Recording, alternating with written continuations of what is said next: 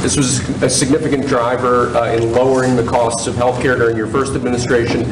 Those requirements were largely reversed by the Biden administration. Now we're reinstating Or terminated, right? Terminated. We're strengthening them.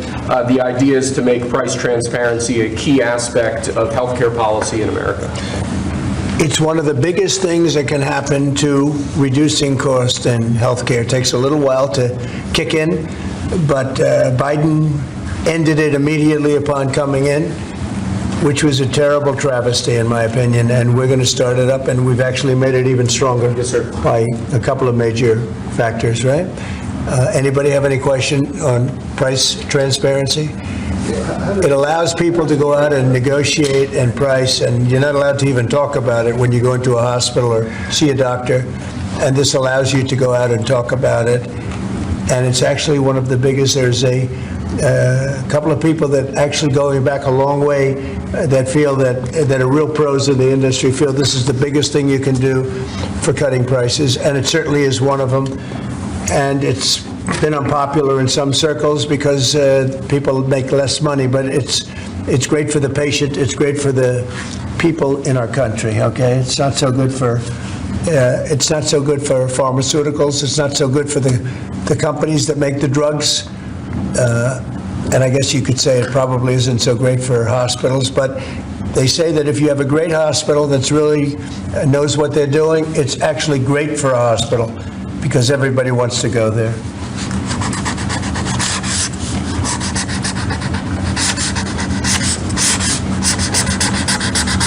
Okay.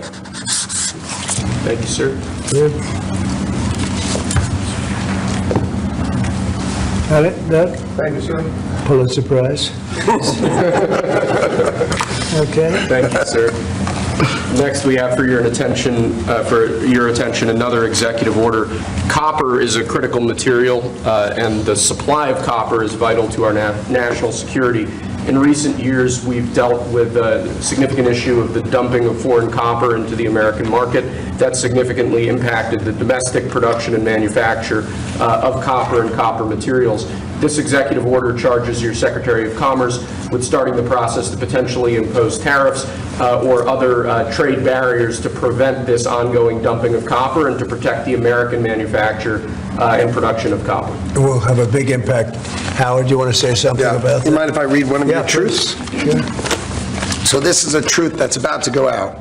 Like our steel and aluminum industries, our great American copper industry has been decimated by global actors attacking our domestic production. To build back our copper industry, I've requested my Secretary of Commerce and USTR to study copper imports and end unfair trade, putting Americans out of work. Tariffs will help rebuild back our American copper industry and strengthen our national defense. American industries depend on copper, and they should be made in America.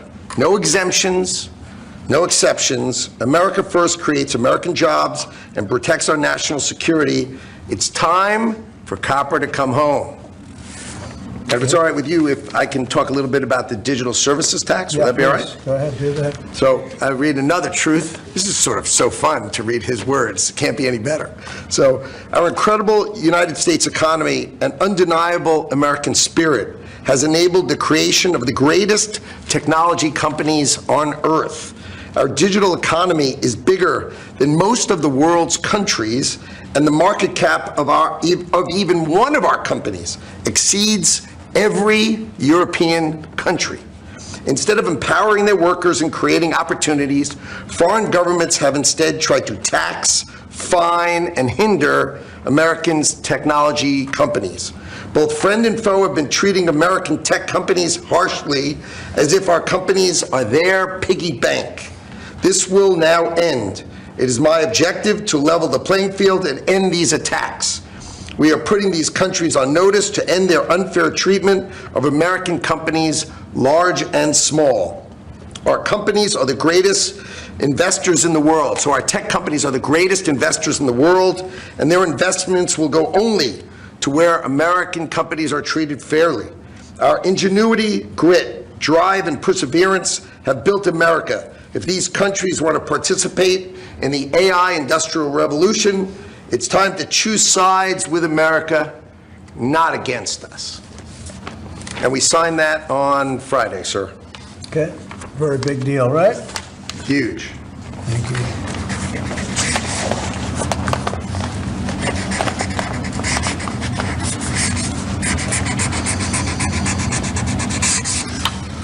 All right, and that's a very big one that Howard just read, but they're both big. They're all big. We're only doing big ones.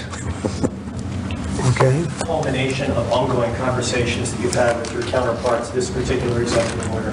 Which one, last or? The one that the No, conversation- the digital tax is taking place all over Europe. They're taxing us, and they're doing other things. They're suing all our companies. And if that's going to happen, we want to be the ones that sue, not them. And they use it almost as a form of running European countries, and the EU in particular has been very violent in its lawsuits against our companies, and frankly, very violent and very bad to our airlines. I've gotten calls from the heads of airlines saying they stop in Europe and they're getting charged all sorts of taxes that they never even heard of. They stop and they're getting fined and charged, and they do it only with American companies. They're not doing it to other countries, so we're stopping it. And we have another thing, we have another step to go, and if they don't shape up, as an example, Apple has had to pay like $17 billion in a lawsuit that nobody thought was worth anything. And I won't get into the judge or the decision or how the decision was arrived, but I'm pretty good at this stuff, and I think it's disgraceful. And Google's being sued, Facebook's being sued, and many others are being sued by their so-called government, if you call it a government, EU, and they don't treat us right. They don't treat us right as a country. So we're going to protect our companies. We have to protect our companies. So we're not going to have any companies left anymore. I also want to thank Apple, though, for announcing they're going to invest $500 billion in our country. That's the biggest investment anybody's probably made to this date. And they're going to do it very quickly, and that's because of tariffs. They don't want to pay the tariffs, and they feel very strongly about the country now. They wouldn't have done it without us. Without the Trump administration, they wouldn't have done it, but they feel very strongly about the direction of the country. The polls have shown that, too. The polls are coming out showing direction of the company is the best, of the country is the best they've ever seen, actually. Best they've ever seen. So I just want to thank Tim Cook and Apple for the confidence. $500 billion. That's the biggest investment anyone has made in a short period of time. Mr. President, have you spoken today with the House Republican holdouts who Yeah. said they would not be supporting the budget resolution? Well, I'm not involved in that. They know what I want, and the Senate knows what I want, too. And the Senate's got a bill that's very strong, having to do with the taxes, because the taxes is what's bringing all these companies in. So, and without it, by the way, you'd have to double your own taxes. Everybody would be doubled up, and you'd have the biggest tax increase ever. So the House has a bill and the Senate has a bill, and I'm looking at them both, and I'll make decisions. But I don't know where they are in the vote. I know the Senate's doing very well, and the House is doing very well, but each one of them has things that I like. So we'll see if we can come together. Mr. President, can you clarify, hopefully once and for all, what your expectations are with this email to federal employees? What are you going to use that information for? And do you see it as voluntary, like OPM has said, or mandatory? Yeah, well, it's somewhat voluntary, but it's also, if you don't answer, I guess you get fired. What it really I'm is, still lost on that. what it is do people exist? We have this massive government with millions of people, and nobody knows who's working for the government, who's not. So what they're doing is they're sending out a letter to everybody, and they're saying, what were the things you did last week? I guess they ask for 5. And if people are working, it's easy. I could tell you 5 things I did last week. I could tell you 5 things I did 6 weeks ago, right? If they're there and they're working, they're able to say they did 5 things during work. And that means they're working and they're with us and they have no further obligation. If they're not, it could be there's no such person. It could be that the person's no longer working. They're no longer living at that address. They may be moved. Maybe they moved to a different country, or maybe the person doesn't exist. And we then take that person off the payroll, and we save a lot of money by doing that. But that's one of the only ways. I think it's a very smart thing. And it says, if you don't answer, essentially, there's a penalty to pay, like that's the end of the job. Musk has said that. The order itself doesn't say that. I think that's part of the confusion.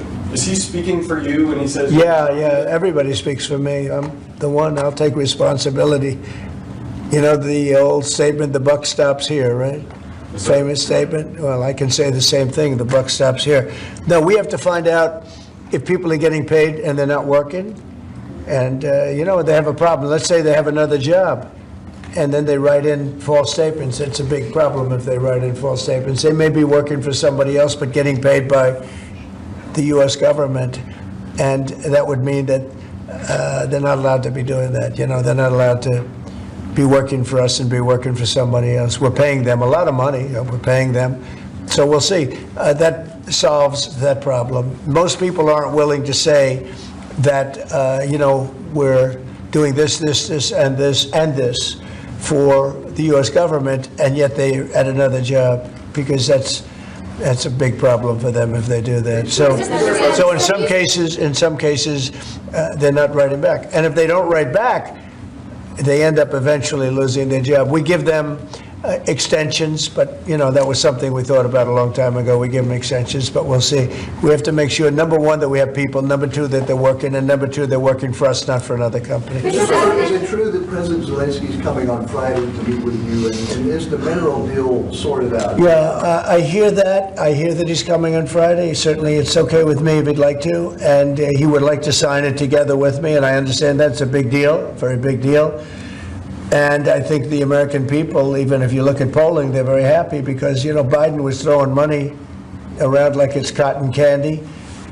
And it's a very big deal. Look, it could be $1 trillion deal, it could be whatever, but it's rare earths and other things.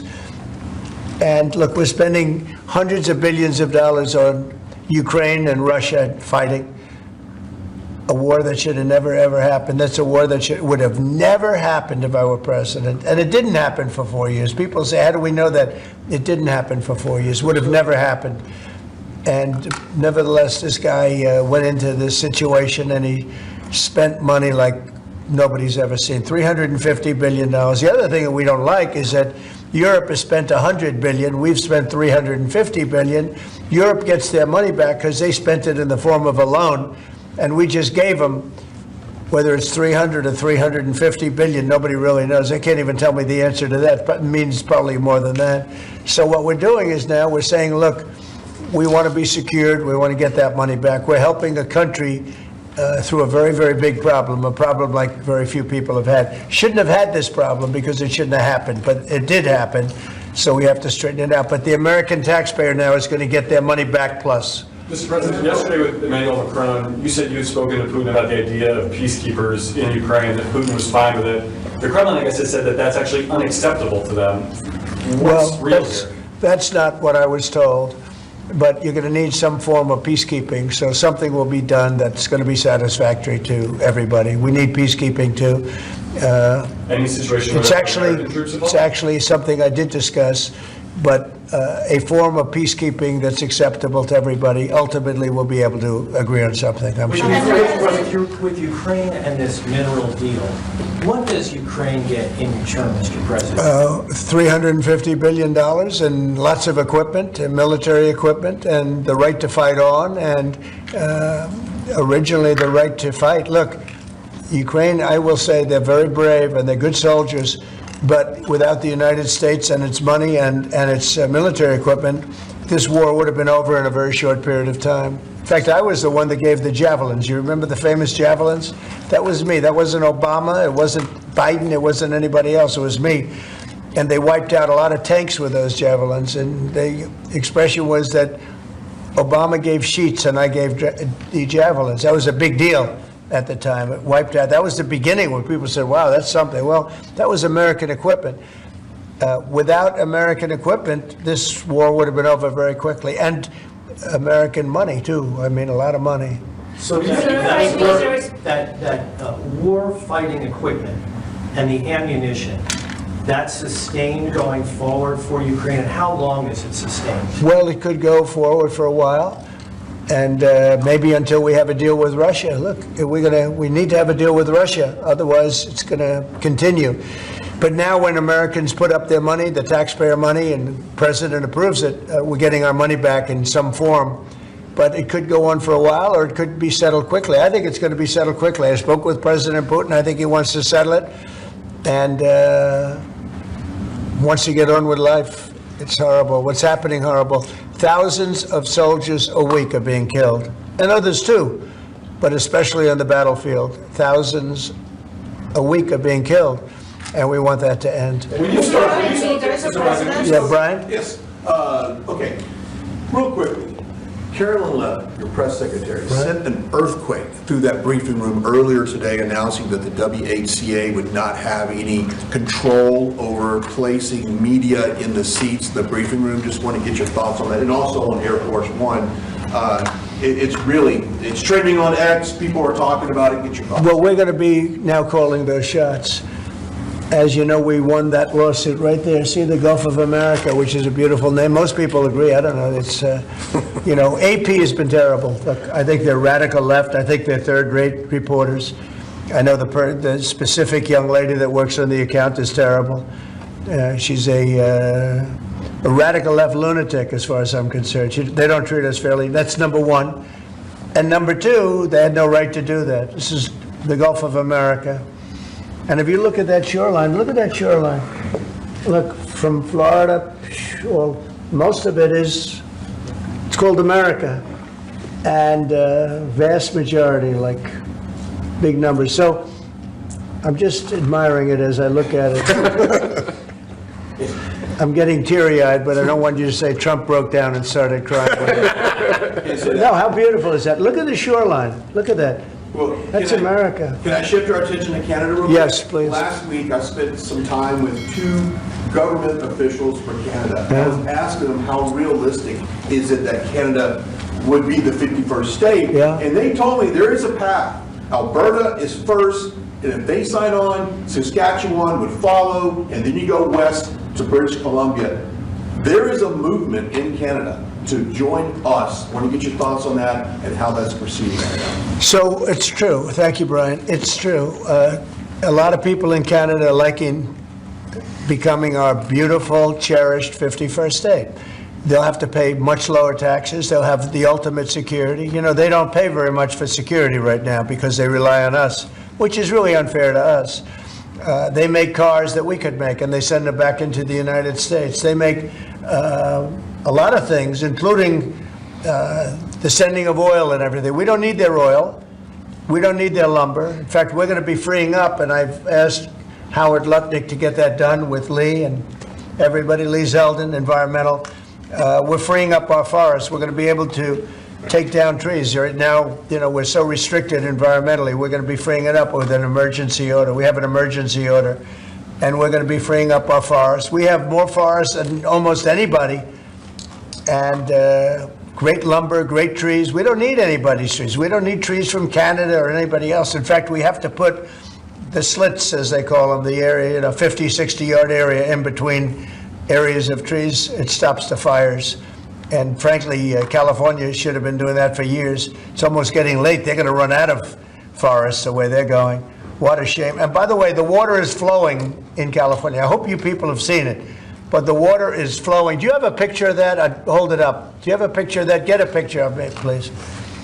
We had a little skirmish in California. I can't believe we had to do that. But we opened up the water in California. The water was flowing into a place called the Pacific Ocean, which for the Pacific Ocean is only a drop. But for us, it's more water than we can use in California. So I'll get you some photographs, but it's a beautiful sight. The water is flowing in California. Beautiful water from the Pacific Northwest and beyond. And it flows down, and instead of being routed out to the Pacific Ocean, and this has been going on for 20 years more in order to take care of a certain species of fish, which wasn't doing very well without water, I can tell you. So that's a big deal. It's like not reported. It's incredible. But California has a lot of water. That's going to take care of farmers. It's going to wetten up the land, and it's going to go all the way down to Los Angeles, where they have curfews on water, where they have all sorts of blocks on water. You can only use so much. We're going to put until just recently, they were going to put a number of gallons per person living in a house in Beverly Hills on water. You're not going to have that problem anymore. Do you have a picture? Let me just see what that looks like. How beautiful is that? Look at that beautiful water flowing. Look at that. That's coming in the dikes and other means of transportation. Isn't that beautiful? Who would believe that? That's all water they could have had. I went to the governor during my first term and I said, why don't you do this? And they said they have an environmental problem with clean water. If this water were there, you wouldn't have had those fires. You had sprinklers. They make people put sprinklers in the ceiling of a home, and they had no water in them. With this, they would have had a lot of water in them. They would have all been full. You would have had a whole different deal down there. You probably wouldn't have had a fire, but if it was, it would have been small, would have been put out. You had the fire hydrants not working in California. So it's a beautiful site. These are canals that were built. These were all built. And you saw them for years. They were empty, concrete. They call them the V-shapes or the half pipes. And they're shaped different forms, but they're shaped, and they rush down through the farm areas where the farmers can take it and down to Los Angeles. And they were sitting empty for years. And now look at that way it looked. It wasn't easy. We had to be very unfriendly to get into those areas. We opened it up. Mr. President. I essentially attacked California. Can you believe it? I attacked California. Let's go. At the outset of your administration, sir, you committed to ending the weaponization of government, to holding those accountable who participated in the weaponization of government. Hold it. This is a good one. Is everybody listening? Deranged Jack Smith. We're going to call it the Deranged Jack Smith signing or bill. Go ahead. One law firm that provided pro bono legal services to the special counsel's office under Jack Smith's leadership was Covington and Burling. As a result of those actions, we're now going to be suspending and putting under review the security clearances for the attorneys and employees at that firm who worked with Jack Smith's team. And we're going to continue holding the people who were responsible for the weaponization of government and who supported it accountable for what they did. And you'll be doing this with other firms as time goes by, right? We're looking at sort of the whole panoply of options. The weaponization of our system by law firms, even pro bono work they're doing just in order to clog up government, stop government. And nobody knows about it more than me. And hopefully that'll never happen again. So that Covington and Burlington? Covington and Burlington. Mr. President, may I ask you a question about Europe? So long term, do you plan to maintain the number of U.S. troops? Wait, I just want to savor this one, please.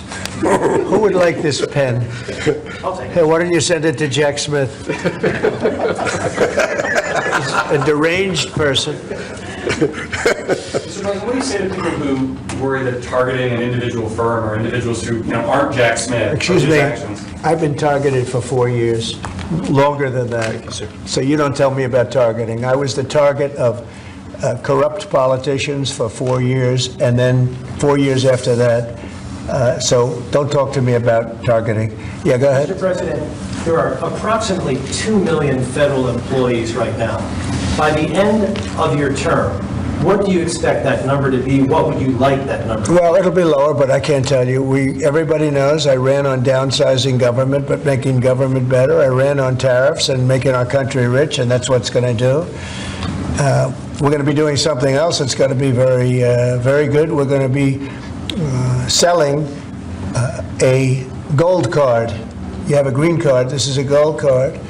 We're going to be putting a price on that card of about $5 million, and that's going to give you green card privileges plus. It's going to be a route to citizenship, and wealthy people will be coming into our country by buying this card. They'll be wealthy, and they'll be successful, and they'll be spending a lot of money and paying a lot of taxes and employing a lot of people. And we think it's going to be extremely successful. never been done before or anything like this, but it's something that we're going to be putting out over the next, would you say 2 weeks out? Do you want to 2 say a weeks. couple of words about it? Sure. Mr. President, are Wait a there minute, any requirements for that Hang on a gold second. card? Do you have to invest a certain amount of money in this country in order to qualify for that gold card? Yeah, exactly. So Go the ahead. EB-5 program was really, you lend some money, but it was full of nonsense, make-believe, and fraud, and it was a way to get a green card that was low-priced. So the president said, rather than having this sort of ridiculous EB-5 program, we're going to end the EB-5 program. We're going to replace it with the Trump Gold Card, which is really a green card gold, so they'll be able to pay $5 million to the U.S. government. They'll have to go through vetting, of course. We're going to make sure they're wonderful, world-class global citizens. They can come to America. The president can give them a green card, and they can invest in America, and we can use that money to reduce our deficit. Why do we give out lotteries of green cards? Why do we give out EB-5 for green cards? The President of the United States understands that the right answer is, why don't we eliminate the deficit of the United States of America instead? The gold card, well, millions, but the gold card will bring in with it people that create jobs, very high-level people. I think companies will pay to get people in. For instance, you today graduate from the Wharton School of Finance or Harvard or Stanford or any college, and nobody knows if you can even go to work for a company.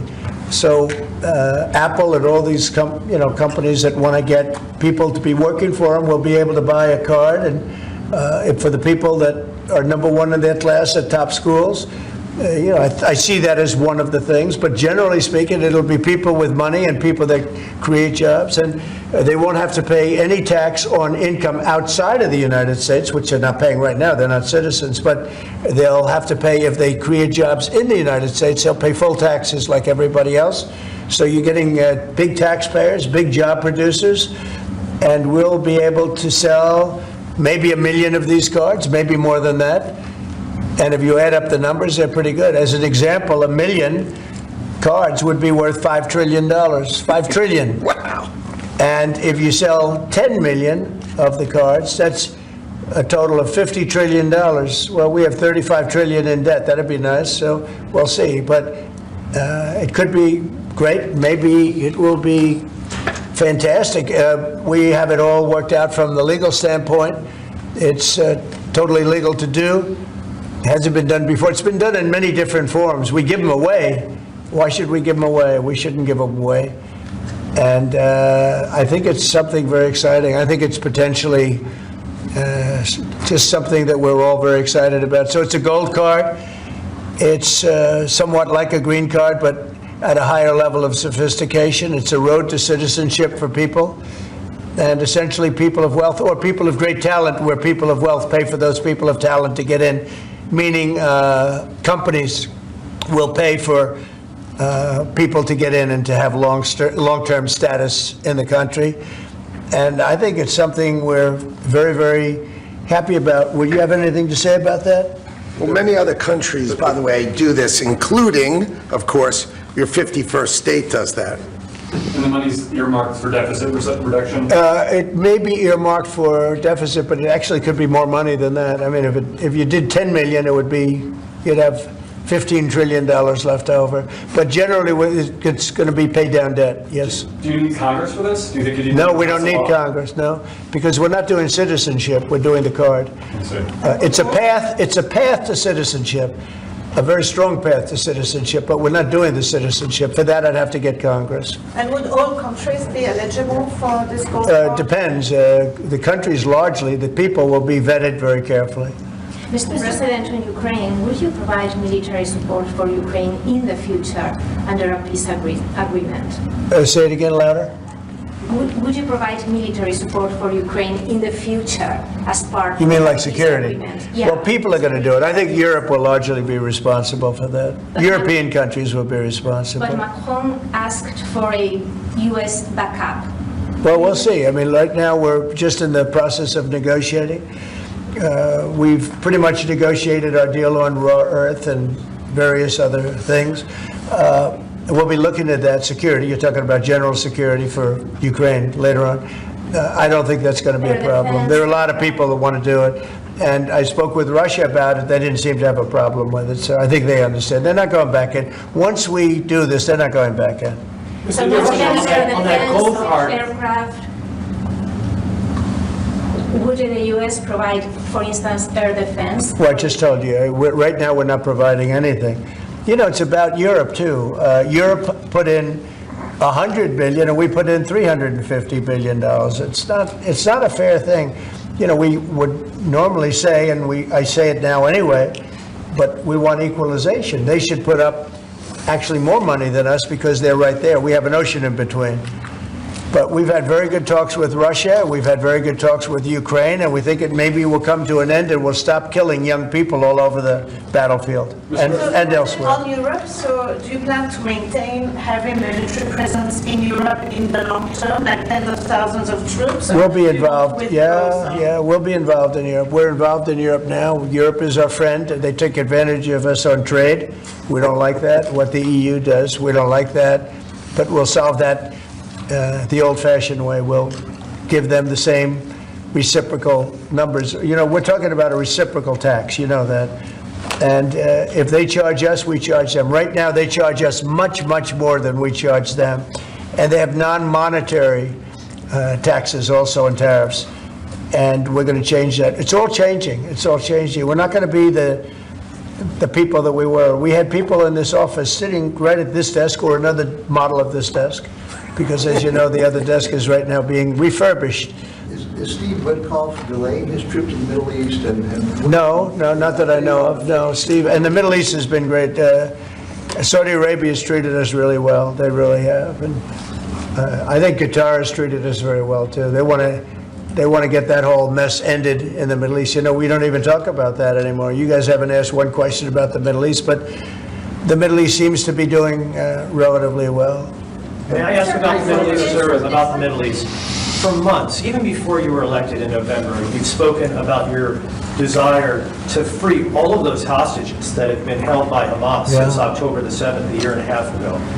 And just a few weeks ago, you gave an ultimatum. You said if they're not all released by noon on February the 15th, there would be hell to pay. Is Hamas thumbing their nose at you, Mr. President? No, I think the opposite. So, as you know, they weren't going to release any more hostages. And I said there's going to be hell to pay. And then they agreed that they were going to release the hostages that they had agreed to release, plus an extra one. And so that you could say that was a big difference. But I said it from that point, it's up to Bibi Netanyahu and Israel. I may have taken a different stance. But they did release, they went back to releasing the hostages. But if you remember, they said we weren't going to release any. They've totally ended it. And I said, well, they're not going to release any. They'll be held to pay. And but the rest is really up to him. What I may have done it differently than him. It's not my decision, it's his decision. But they did release all of those hostages. So. Mr. President, when you spoke to Vladimir Putin, did he raise or did you discuss at all the possibility of a minerals deal on Ukrainian land that Russia now controls? I didn't discuss it, no. I'd like to buy minerals on Russian land too, if we can. The rare earth. They have very good rare earth also. They both do. I would say that. And oil and gas. Look, it's a great thing. If we sell this, it's great for Russia too, because we can do deals there. They have very valuable land that isn't utilized. So something like that could take place, yeah. Have you put raising or lifting sanctions against Russia on the table as your... No, we haven't lifted any sanctions on anybody. On the table as part of any negotiations? I guess it will be at some point, but right now we haven't agreed to lift sanctions on anybody. On that gold card, getting back to that, I'm fascinated by this, Mr. President. You should be fascinated by it. Your taxes will go down to nothing. Would a Russian oligarch be eligible for a gold card? Yeah, possibly. Hey, I know some Russian oligarchs that are very nice people. It's possible. They're not quite as wealthy as they used to be. They're not as wealthy as they used to be. I think they can afford. I think they can afford $5 million. So no, a lot of people are going to want to. A lot of people are going to want to be in this country, and they'll be able to work and provide jobs and build companies and pay taxes. All of those things. It's an incredible It's an incredible thing. I mean, this is the group that is the first to hear it. Nobody's heard about it. Nobody ever thought about it. But we've been thinking about it very, very strongly over the last week. And I was going to announce it sometime next week, and I figured, why not? We have a lot of cameras blazing right now.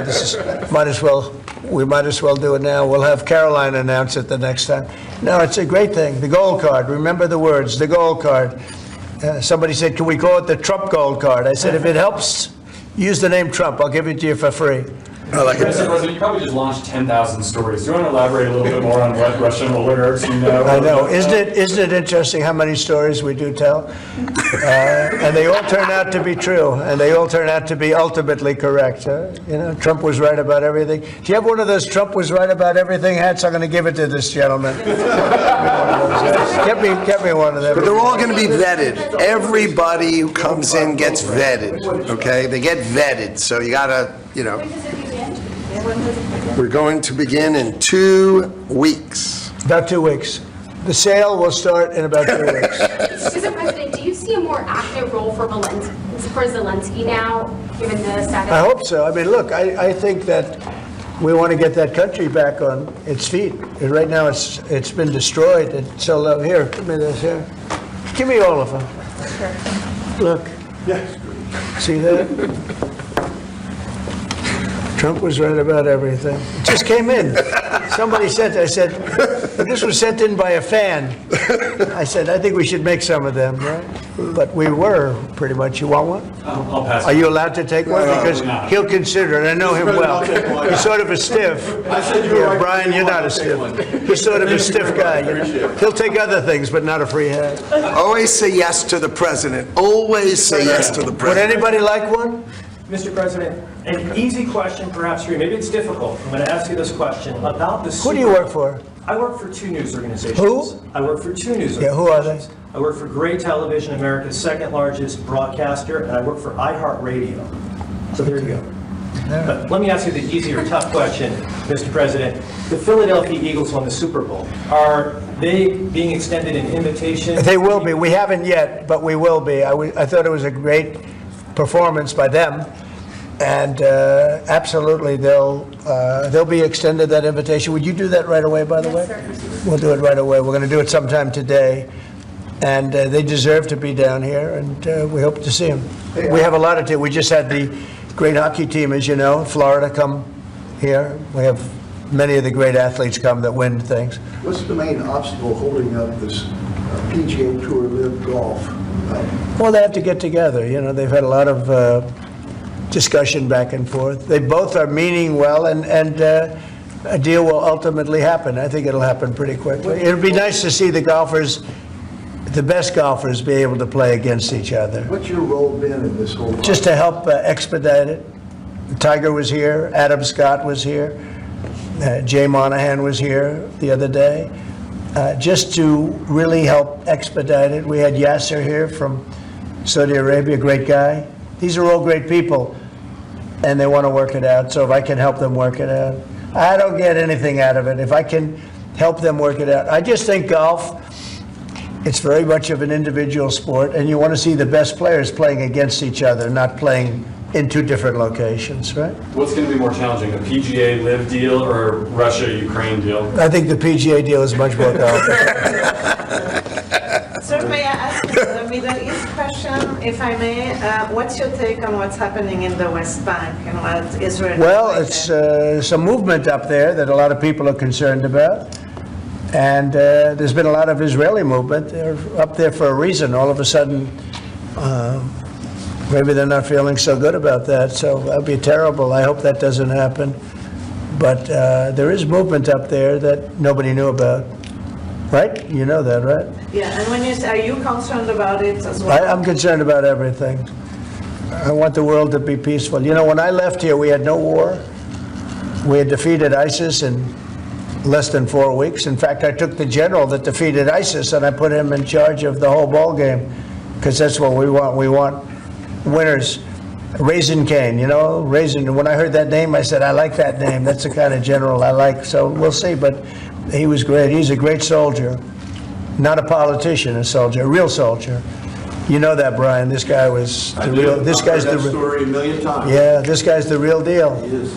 And I think he's going to do a great job. But think of it, we had no wars, we had no problems, we had no inflation, we had no problems. And then all of a sudden you have October 7th in Israel, which was horrible. And then you see what happened with Ukraine. Russia would have never gone in if the election weren't rigged. It was a rigged election. The 2020 election was rigged, and we got out of it, and you see what happened. You see what happened to our country. Inflation, Afghanistan, that horrible withdrawal from Afghanistan. I think when Russia saw what happened in Afghanistan, they said, wow, it's a paper tiger. We're not a paper tiger. We are the strongest military force in the world. And by the way, Pete Hegseth is doing a great job. But we didn't have wars. We didn't have inflation. We had a strong border. We had everything going good. And then Biden got in, and he's, in my opinion, the worst president in the history of our country. I think Jimmy Carter was a very happy man when he passed away 2 weeks ago. What are you expecting at the cabinet meeting tomorrow? It's going to be a cabinet meeting, and I'll preside, unlike Biden, I'll preside over my own cabinet meeting. Mr. President, how would you compare your cabinet in your second term to your cabinet that you had in your first term? Well, I had some great people my second term. I think this is deeper. I think it's better because it's deeper. I had some people that I didn't really like too much in my cabinet, but I didn't know Washington then. I was a New York person. I knew New York intimately, but I had to rely on people. I had great people. Look, we got the biggest tax cuts in history. I rebuilt the military. I mean, we did so much. We did unbelievable. Even right to try. Somebody was saying today they were saved by right to try. We did right to try medically. We did transparency medically. That was a big thing, but Biden canceled that one. He didn't cancel right to try, which is interesting. He didn't cancel Space Force. He was going to cancel Space Force. Space Force is turning out to be invaluable. Amazing. We created Space Force. But think of it, we rebuilt our entire military, and now we're going to have to patch it up a little bit again because of what's happened. No, this was a grossly incompetent administration. The only thing they were good at was cheating in elections and the weaponization of government. Thank you very much, everybody.